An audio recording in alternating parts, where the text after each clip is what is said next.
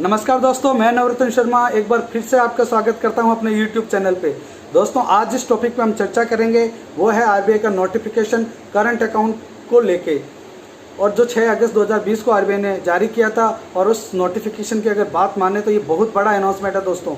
इसकी वजह से अगर आप कस्टमर हैं तो इसकी वजह से आपकी किस्तें बाउंस हो सकती है, आपका रिपेमेंट ट्रैक खराब हो सकता है। अगर आप बैंक में काम करते हैं तो इस वीडियो को आपको लास्ट तक जरूर देखना चाहिए दोस्तों, क्योंकि अगर कस्टमर की ईएमआई बाउंस होगी तो आपकी ईएमआई भी तो बाउंस होगी, और ये बाउंसिंग रेशियो बढ़ेगा बिना मोरेटोरियम के। इसलिए ये ज़रूरी है कि हम इसके लिए पहले से ही सावधान रहें और ज़रूरी उपाय करके रखें। दोस्तों, ये जो नोटिफिकेशन है ये है regarding opening of current account. RBI ने करंट अकाउंट खोलने पर रेस्ट्रिक्शन भी लगा दी है और मना भी कर दिया है। अलग अलग सिचुएशन में आरबीआई ने अलग अलग चीज़ें बताई है, अलग अलग उपाय बताए हैं। तो दोस्तों, अगर कोई भी आदमी किसी भी बैंक में करंट अकाउंट खुलवाना चाहता है या फिर सीसी या ओडी लिमिट लेना चाहता है, ये पहले जितना आसान नहीं है।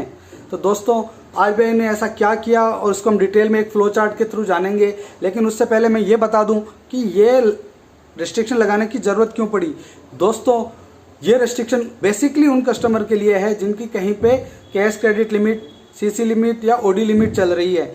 जिस बिजनेसमैन की सीसी या ओडी लिमिट चल रही है वो बिजनेसमैन कहीं भी किसी भी बैंक में करंट अकाउंट नहीं खोल सकता। ये आरबीआई का बड़ा अनाउंसमेंट है। मैं आपको ब्रीफ दे देता हूं, उसके बाद हम डिटेल में डिस्कशन करेंगे। अगर किसी की सीसी या ओडी लिमिट चल रही है तो वो आदमी कहीं पे भी करंट अकाउंट नहीं खोल पाएगा। किसी भी बैंक में, जिस बैंक ने उसको सीसी ओडी दी है उस बैंक में भी नहीं खोल पाएंगे, और जिसमें उसने सीसी ओडी नहीं दी है उसमें भी नहीं खोल पाएंगे। तो दोस्तों, एक ही तरह के बिजनेसमैन होंगे जो आसानी से करंट अकाउंट कहीं भी खोल सकते हैं। और वो कौन से बिजनेसमैन है? वो बिजनेसमैन होंगे जिसने कहीं पे भी कोई भी लिमिट, कुछ भी टर्म लोन या कोई किसी भी तरह का अगर बैंकिंग सिस्टम से एक्सपोजर लेके नहीं रखा है, सिर्फ और सिर्फ वही आदमी फ्रीली करंट अकाउंट खोल पाएंगे। और जिसने 1 रुपये का भी, दोस्तों 1 रुपये का भी बैंकिंग सिस्टम से एक्सपोजर लेके रखा है तो वो अपना करंट अकाउंट इतनी आसानी से नहीं खोल पाएंगे।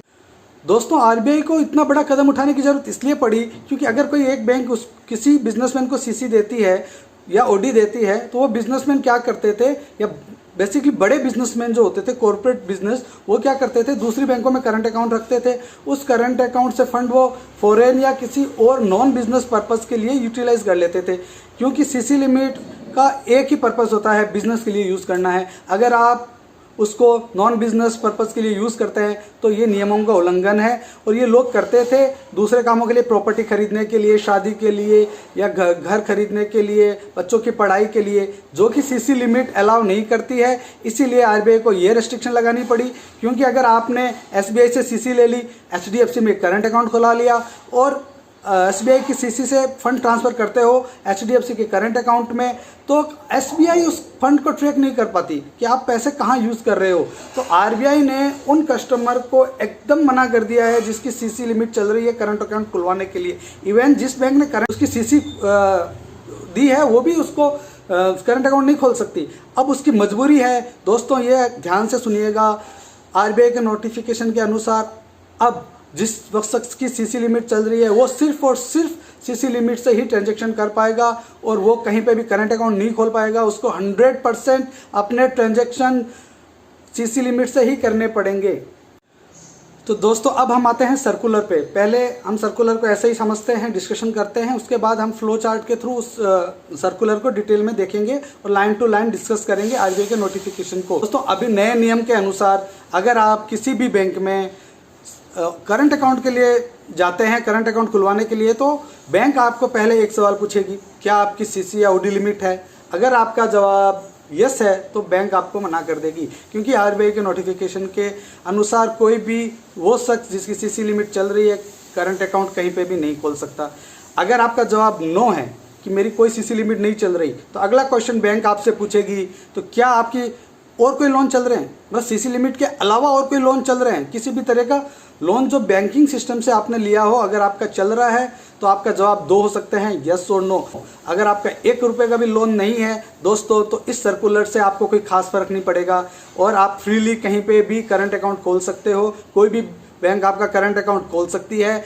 वो अपनी बोर्ड पॉलिसीज़ के हिसाब से जो करंट अकाउंट के नियम होते हैं बैंकों के अलग अलग, उस हिसाब से कोई भी बैंक आपका करंट अकाउंट खोल देगी। लेकिन दोस्तों अगर आपका 1 रुपये का भी एक्सपोजर है बैंकिंग सिस्टम में, किसी भी तरह का फंड बेस या नॉन फंड बेस, किसी भी तरह का अगर आपका लोन बैंकिंग में चल रहा है बैंकिंग सिस्टम से, तो आपको और क्वेश्चन पूछे जाएंगे। अगले क्वेश्चन होंगे कि अगर आपका कहीं पे भी लोन चल रहा है या कोई एक्सपोजर लेके रखा है तो उस एक्सपोजर का अमाउंट कितना है। तो आरबीआई ये चाहती थी कि हम कम अमाउंट वालों के लिए थोड़ी ढील दें, उससे ज़्यादा वालों के लिए थोड़ी सी रिस्ट्रिक्शन लगे और बहुत ज़्यादा के वालों के लिए और ज़्यादा रिस्ट्रिक्शन लगे।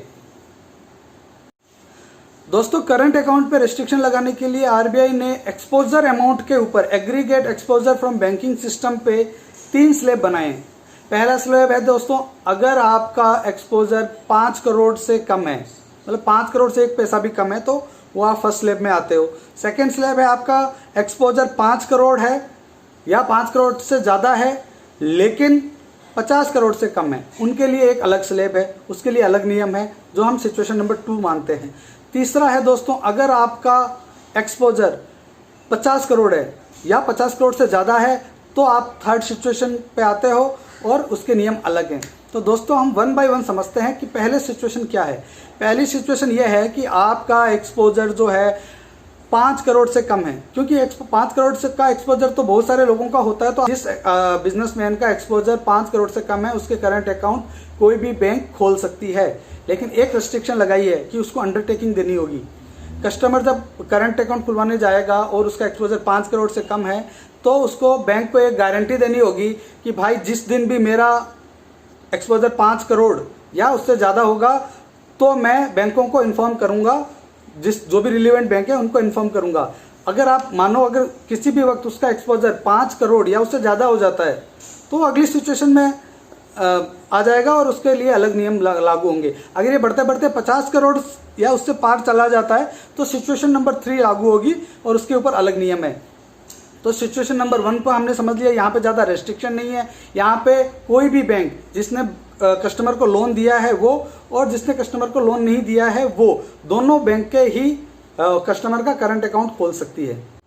दोस्तों सिचुएशन नंबर 2 है जहाँ पे आपका बैंकिंग एक्सपोजर, बैंकिंग सिस्टम से एक्सपोजर 5 करोड़ है या 5 करोड़ से ज़्यादा है लेकिन 50 करोड़ से कम है। तो दोस्तों इसमें आरबीआई ने कुछ रिस्ट्रिक्शन लगाई है। आरबीआई ने यहाँ बोला कि आपका एक्सपोजर जिस बैंक में है वो बैंक तो आपका करंट अकाउंट खोल सकती है, लेकिन जिसने आपको कोई एक्सपोजर नहीं दिया है, जो बैंक नॉन लैंडिंग बैंक है, जिसने आपको किसी तरह का लोन या कोई भी तरह का एक्सपोजर नहीं दिया है, वो आपका करंट अकाउंट नहीं खोल सकती। लेकिन आरबीआई ने एक छूट दी है कि वो बैंकें उनका कलेक्शन अकाउंट जरूर खोल सकती है। तो दोस्तों ये कलेक्शन अकाउंट एक नया तरह का अकाउंट है। इसमें आरबीआई ने ये रिस्ट्रिक्शन लगाई है कि इस कलेक्शन अकाउंट में आप क्रेडिट तो ले सकते हो, मतलब आप पैसा आ सकता है, कोई भी कस्टमर अपने डेटर से पैसा ले सकता है, किसी भी तरह से पैसा इसमें क्रेडिट तो करवा सकता है लेकिन डेबिट नहीं करवा सकता। डेबिट सिर्फ और सिर्फ उस अकाउंट में करवाएगा जिस अकाउंट में बैंक का एक्सपोजर है। मतलब अगर मेरे पास एसबीआई में मेरे कोई लोन नहीं चल रहा है और मेरा लोन एचडीएफसी से चल रहा है, तो एसबीआई में मैं अगर करंट अकाउंट खुलवाता हूँ तो मैं पैसे ले तो सकता हूँ, उसमें जमा तो करवा सकता हूँ, लेकिन उससे किसी को पेमेंट नहीं कर पाऊंगा। मैं पेमेंट नहीं कर पाऊंगा और सिर्फ ट्रांसफ़र कर सकता हूँ उस बैंक में जहाँ से, मान लीजिए एचडीएफसी में मेरा लोन चल रहा है तो मैं एचडीएफसी में जो मेरा जो करंट अकाउंट या जो मेरा सीसी अकाउंट होगा उसी में मैं ट्रांसफ़र करवा सकता हूँ। मैं उसको अपनी मर्जी के हिसाब से यूज़ नहीं कर सकता। अल्टीमेटली मेरे को उस कलेक्शन में अकाउंट में जितने भी कलेक्शन आई है रेगुलर इंटरवल पे वो अमाउंट सारे डेबिट करने पड़ेंगे या ट्रांसफ़र करने पड़ेंगे उस बैंक के अकाउंट पे जहाँ पे मेरा एक्सपोजर चल रहा है। कलेक्शन अकाउंट पे 2 और रेस्ट्रिक्शन लगाई गई है। कलेक्शन अकाउंट में जो फंड रहेगा उसको हम नॉन फंड बेस फैसिलिटी के मार्जिन के तौर पे यूज़ नहीं कर पाएंगे। इसके बारे में बता दोस्तों, जैसे नॉन फंड बेस्ड जो क्रेडिट फैसिलिटी होती है वो फैसिलिटी होती है जहाँ पे फंड इनिशियली बैंक नहीं देती। जैसे बैंक गारंटी है, लेटर ऑफ क्रेडिट है, इसमें बैंक ये गारंटी देती है कि ये मेरा कस्टमर अगर डिफ़ॉल्ट करेगा जो बैंक गारंटी के कंडीशन है उसमें, तो बैंक उसको पेमेंट करेगी जिसके अगेंस्ट में कस्टमर ने डिफ़ॉल्ट किया है। ये पेमेंट तभी करना पड़ता है जब कोई डिफ़ॉल्ट करता है, तो इसको हम नॉन फंड बोलते हैं, क्योंकि इनिशियली कस्टमर को कंपनी बैंक कोई फंड नहीं देती है और ये जो फंड बैंक देती है उसके अगेंस्ट में एक मार्जिन रखती है। जैसे मान लीजिए 100 रुपये का अगर आपको बैंक गारंटी चाहिए तो 15%, 20% या 25%, 30% जितनी भी बैंक के नॉर्म्स है उसके हिसाब से आपको वो मार्जिन देना पड़ता है। उससे ही हम बीजी मार्जिन कहते हैं। इस मार्जिन को कलेक्शन अकाउंट में पड़े के बैलेंस के साथ एडजस्ट नहीं किया जा सकता है दोस्तों। दूसरी चीज़ ये है कलेक्शन अकाउंट की कि इसमें आप क्रेडिट नंबर्स मतलब कितनी बार क्रेडिट हो सकते हैं वो, और कितना अमाउंट क्रेडिट हो सकता है उस पर कोई रेस्ट्रिक्शन नहीं है, लेकिन आप कितनी बार ट्रांसफ़र करोगे उस पर रेस्ट्रिक्शन है। और वो कौन डिसाइड करेगा? कस्टमर और बैंक आपस में मिलके डिसाइड करेगी। दोस्तों अब चलते हैं सिचुएशन नंबर 3 पे। सिचुएशन नंबर 3 पे आरबीआई ने सबसे ज़्यादा रेस्ट्रिक्शन लगाई है क्योंकि यहाँ पे एक्सपोजर भी बड़ा है। ये सिचुएशन नंबर 3 उन कस्टमर के लिए हैं जिनका बैंकिंग सिस्टम से एक्सपोजर 50 करोड़ से ज़्यादा है, या 50 करोड़ या 50 करोड़ से ज़्यादा है। तो दोस्तों वहाँ पे आरबीआई ने करंट अकाउंट खोलने पे पाबंदियाँ लगाई है। जिस कस्टमर का बैंकिंग सिस्टम से एक्सपोजर 50 करोड़ या उससे ज़्यादा है वो सिर्फ और सिर्फ एस्क्रो अकाउंट के थ्रू ही ट्रांजेक्शन कर सकते हैं। दोस्तों एस्क्रो अकाउंट का अगर शॉर्ट में बताऊं तो ये एक कॉमन अकाउंट होता है काफ़ी बैंकों का, जहां पे सारे ट्रांजैक्शन होते हैं और जिसमें 2 या 3 पार्टियां ज़्यादा इन्वॉल्व होती है, वहां पे एस्क्रो मैकेनिज्म काम करता है। तो इसको हम डिटेल में फिर कभी डिस्कस करेंगे। तो 50 करोड़ से ज़्यादा या 50 करोड़ का किसी के पास एक्सपोजर है तो वो ट्रांजैक्शन सिर्फ और सिर्फ एस्क्रो अकाउंट से कर सकता है। और जो बैंक या जो फाइनेंशियल इंस्टीट्यूशन एस्क्रो अकाउंट को बनाएगा या मैनेज करेगा वही बैंक या फाइनेंशियल इंस्टीट्यूशन उस कस्टमर का करंट अकाउंट खोल सकता है। तो दोस्तों कभी कभी कंसर्वेटिव फंडिंग होती है जिससे एक कस्टमर को फंड करने के लिए 3-4 बैंकें एक साथ आती हैं। तो उस केस में जो एस्क्रो अकाउंट होता है और वो किसी एक बैंक के पास होता है और वही बैंक उसको मैनेज करती है। तो आरबीआई के नए नोटिफिकेशन के हिसाब से वही बैंक सिर्फ करंट अकाउंट उस कस्टमर का खोल सकती है। लेकिन अगर बाकी लोगों ने जो फंड दिया है, जो बाकी बैंकों ने जो उनको एक्सपोजर दिया है, वो बैंकें करंट अकाउंट तो नहीं खोल सकती लेकिन कलेक्शन अकाउंट खोल सकती है। कलेक्शन अकाउंट के बारे में मैं पहले ही बता चुका, रेस्ट्रिक्शन सेम है। कलेक्शन अकाउंट से जो फंड आएगा वो सिर्फ कलेक्ट कर सकते हैं, ट्रांसफ़र उनको सिर्फ और सिर्फ एस्क्रो अकाउंट में करना पड़ेगा। सिचुएशन नंबर 2 में क्या था कि वो जिस बैंक में एक्सपोजर चल रहा है वहाँ कर पाते थे, लेकिन यहाँ पे जिस नॉन लैंडिंग बैंक जिसने कोई फंड नहीं दिया है उस 50 करोड़ में, वो तो करंट अकाउंट खोल ही नहीं सकती। जिस बैंक ने फंड दिया है कोई ना कोई कुछ ना कुछ, वो बैंक उसका करंट अकाउंट तो नहीं खोल सकती लेकिन कलेक्शन अकाउंट खोल सकती है। कलेक्शन अकाउंट का फंड रेगुलर बेसिस पे सिर्फ और सिर्फ एस्क्रो अकाउंट पे जाएगा और इसको कैसे जाएगा, कितनी बार जाएगा, ये बैंकें और कस्टमर डिसाइड करेंगे। दोस्तों आरबीआई का जो नोटिफिकेशन था करंट अकाउंट को लेके, तो उसकी जो ब्रीफ थी मैंने दे दी है। आपको कन्फ्यूजन ना हो इसके लिए मैं बताता हूँ कि हम सिंपल सी चीज़ है कि अगर किसी भी शख्स का सीसी या ओडी अकाउंट चल रहा है, सीसी या ओडी अकाउंट चल रहा है, वो कस्टमर कहीं पे भी किसी भी बैंक में करंट अकाउंट नहीं खोल सकता है। उसको 100% जो ट्रांजैक्शन होंगे वो सीसी अकाउंट से ही करने पड़ेंगे। अब आपके दिमाग में अगर ये आ रहा है कि अगर ये नहीं खोल सकते तो मैंने जो ये सिचुएशन 1, 2, 3 बताई उसमें उसको क्यों बताया, उसमें जो रिस्ट्रिक्शन है वो किसके लिए है? वो उस कस्टमर के लिए है जिसकी सीसी तो नहीं चल रही लेकिन किसी और तरीके का एक्सपोजर है, किसी भी तरीके का अगर बैंकिंग सिस्टम से एक्सपोजर है तो ये सिचुएशन 1, 2, 3 उस कस्टमर के लिए है। जिसके पास सीसी है, जिस सीसी लिमिट चल रही है, वो तो नहीं खोल पाएगा 100%। दोस्तों अगला जो टॉपिक था उस नोटिफिकेशन में ये था कि अब आसानी से सीसीओडी लिमिट भी आप नहीं खोल सकते। करंट अकाउंट नहीं खोल पा रहे थे, अब सीसीओडी लिमिट पे भी आरबीआई ने रेस्ट्रिक्शन लगाई है। तो रेस्ट्रिक्शन क्या है दोस्तों? अगर किसी के पास सीसीओडी अकाउंट नहीं है वो बैंक के पास जाएगा तो बैंक उससे फिर पूछेगी आपका एक्सपोजर कितना है बैंकिंग सिस्टम से। अब कोई कस्टमर किसी बैंक के पास जाता है सीसी या ओडी लिमिट के लिए, तो बैंक ये चेक करेगी कि जिस बैंक के पास वो गया है उस बैंक का एक्सपोजर कितना है। पहले हम बात कर रहे थे करंट अकाउंट की, अब हम बात करें सीसी या ओडी लिमिट की, मतलब लोन देने की। अगर जिस बैंक के पास कस्टमर गया है वो बैंक खुद चेक करेगी कि मेरा एक्सपोजर इस कस्टमर के टोटल एक्सपोजर में कितना है। अगर उस बैंक का एक्सपोजर टोटल एक्सपोजर में 10% से ज़्यादा है, मान लीजिए कस्टमर का टोटल एक्सपोजर 100 करोड़ है और जिस बैंक के पास वो गया है उसका एक्सपोजर 11 करोड़ है, मतलब 10 करोड़ या उससे ज़्यादा है, तो वो बैंक उस कस्टमर को आराम से सीसी या ओडी लिमिट दे सकती है। लेकिन अगर 10% से कम है उस बैंक का एक्सपोजर तो वो सीसी या ओडी लिमिट दे सकती है फिर भी, तो फिर इसको अलग क्यों किया गया? दोस्तों कस्टमर जिस बैंक में गया है उस बैंक का एक्सपोजर टोटल एक्सपोजर का 10% से कम है तो वो बैंक भी सीसी या ओडी लिमिट खोल सकती है, लेकिन उस पर कुछ रेस्ट्रिक्शन है। रेस्ट्रिक्शन ये है कि वो सीसी या ओडी लिमिट जो है एज ए कलेक्शन अकाउंट काम करेगी। पैसा आ तो सकता है, कितनी बार भी आ सकता है, कितना अमाउंट भी आ सकता है, लेकिन उस अकाउंट से, उस सीसी या ओडी अकाउंट से पैसा सिर्फ और सिर्फ एक जगह जा सकता है, और वो जगह है उस बैंक के अकाउंट में जिस बैंक में एक्सपोजर कस्टमर का 10% से ज़्यादा है।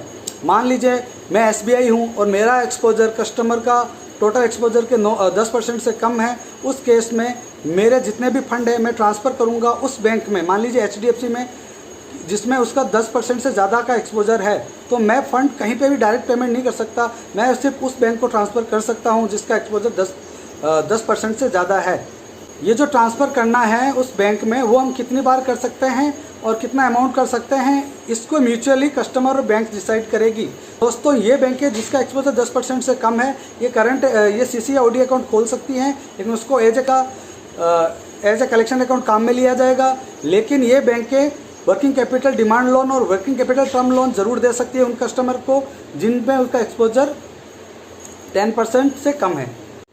दोस्तों अगली रेस्ट्रिक्शन RBI ने अपने नोटिफिकेशन पे लगाई टर्म लोन पे। हम सभी जानते हैं कि टर्म लोन एक स्पेसिफिक पर्पज़ के लिए दिया जाता है, लेकिन बिजनेसमैन या कस्टमर्स उसके फंड को करंट अकाउंट में ट्रांसफ़र करके अदर यूज़ करते हैं, जिस काम के लिए उसको लिया गया है उसमें यूज़ नहीं करके दूसरे कामों में यूज़ करते हैं। इसको देखते हुए RBI ने मैंडेट कर दिया है कि टर्म लोन का फंड डायरेक्टली पेमेंट होगा वेंडर को, मतलब जहाँ से मशीनरी आनी है या जिसको भी ये पेमेंट करना है वो डायरेक्ट पेमेंट होगा, करंट अकाउंट के थ्रू नहीं जाएगा।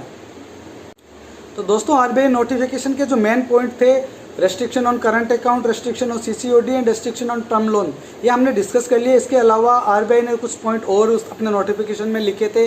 बैंकों को अपनी OD CC लिमिट को रिव्यू करना है रेगुलर बेसिस पे।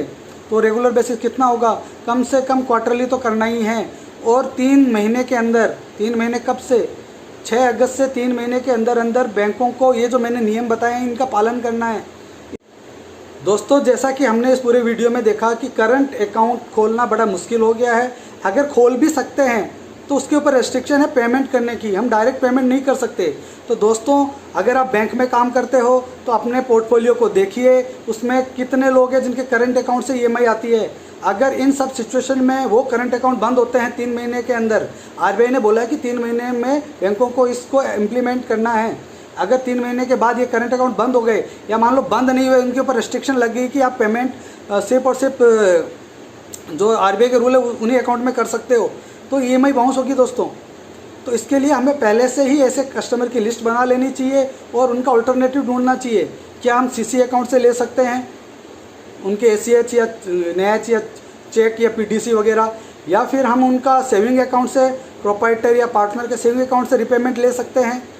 और जो बिजनेसमैन है उनको भी ये सोचना होगा कि मेरे अगर करंट अकाउंट से किस्तें जानी बंद हो जाएगी, क्योंकि मेरा करंट अकाउंट ही नहीं रहेगा, तो मेरी किस्तों के अगर वहाँ से कट रही है पहले से ही किस्तें, तो वो बाउंस होगी। तो उसका कुछ ना कुछ अल्टरनेटिव बैंकों के साथ डिस्कस करके निकालना चाहिए, नहीं तो बाउंसिंग बढ़ेगी। बैंकों के लिए भी अच्छी बात नहीं है और कस्टमर के लिए तो बिल्कुल अच्छी बात नहीं है, क्योंकि वो पैसे भी देगा और उसकी सिबिल भी ख़राब होगी। दोस्तों वीडियो में मैंने जितनी भी बातें आपको बताई उसको मैंने एक सही तरीके से समझने के लिए फ्लो चार्ट में आपके लिए इसमें चिपका दिया है। आप इसको देख के इजीली समझ सकते हैं इस पूरे सर्कुलर को या नोटिफिकेशन को। इस नोटिफिकेशन को समझना इतना आसान नहीं है दोस्तों, क्योंकि RBI की जो लैंग्वेज होती है वो बड़ी डिफ़िकल्ट होती है और उसको बाइफरकेट या समराइज़ करना एक टफ़ काम होता है। तो मैंने इसको आपके लिए कर दिया है। अगर आपको ये वीडियो अच्छा लगा तो आप इसको लाइक ज़रूर करें। लाइक से ज़्यादा ज़रूरी इंपॉर्टेंट है सर, आप कमेंट ज़रूर करें। अगर आप कमेंट करेंगे तो मुझे पता चलेगा कि आपको क्या चीज़ें अच्छी लग रही है और मैं उसके ऊपर वीडियो बनाऊंगा, और कोई गलती होगी उस पर भी ध्यान दूंगा। तो आप इस वीडियो को ज़रूर लाइक करें, कमेंट ज़रूर करें दोस्तों। और अगर ये वीडियो आपके बैंकिंग में फ्रेंड्स के काफ़ी काम आ सकती है, उनके साथ शेयर ज़रूर करें, क्योंकि ये फ्यूचर में आने वाली एक मुसीबत का समाधान हम अभी निकाल सकते हैं। बहुत बहुत धन्यवाद दोस्तों। आप लाइक शेयर सब्सक्राइब ज़रूर करें और बेल आइकॉन दबाएं ताकि आप मेरे वीडियो को इसी तरह देख पाएँ। Thank you friends, thank you very much.